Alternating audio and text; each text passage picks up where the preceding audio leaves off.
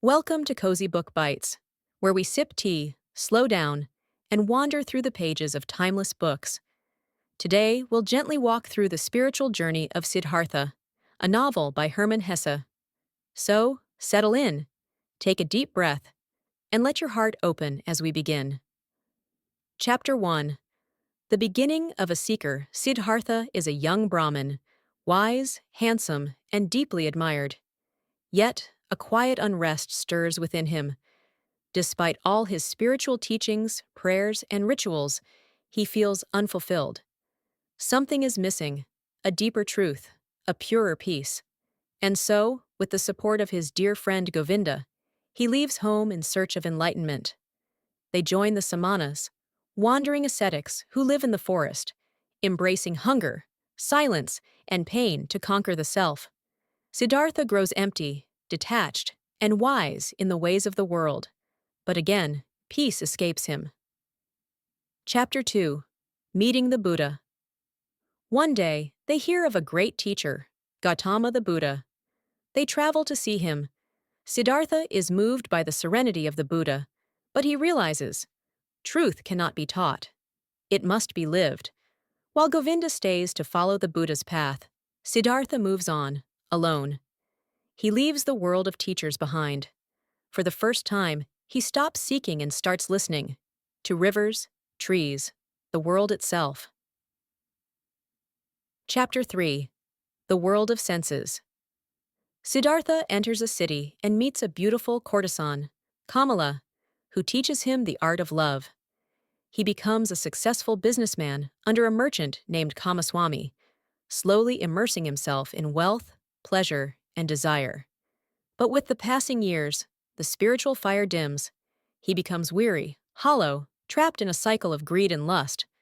One day, he leaves everything, his riches, Kamala, his comforts, and walks away, broken and lost. Chapter 4. The River and the Ferryman. By the river, he contemplates ending his life. But as he listens closely to the flowing water, something shifts. He falls asleep, and when he wakes, it feels like a rebirth. Here he meets Vasudeva, a humble ferryman, who becomes his silent teacher.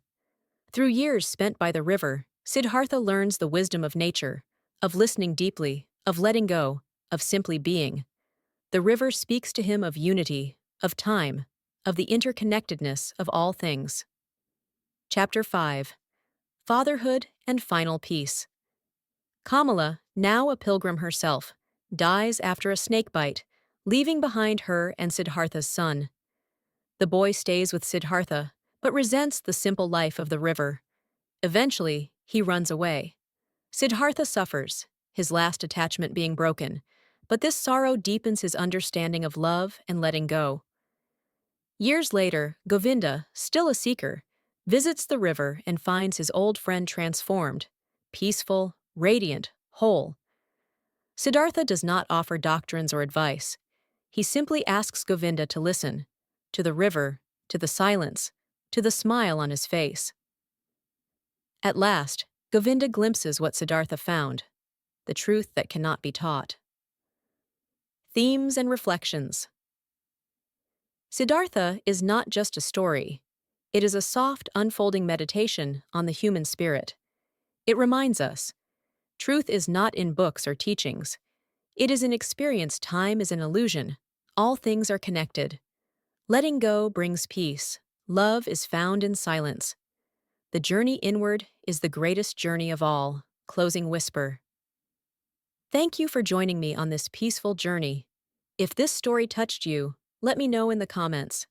And if you enjoy cozy, mindful explorations of books that speak to the soul, subscribe to Cozy Book Bites.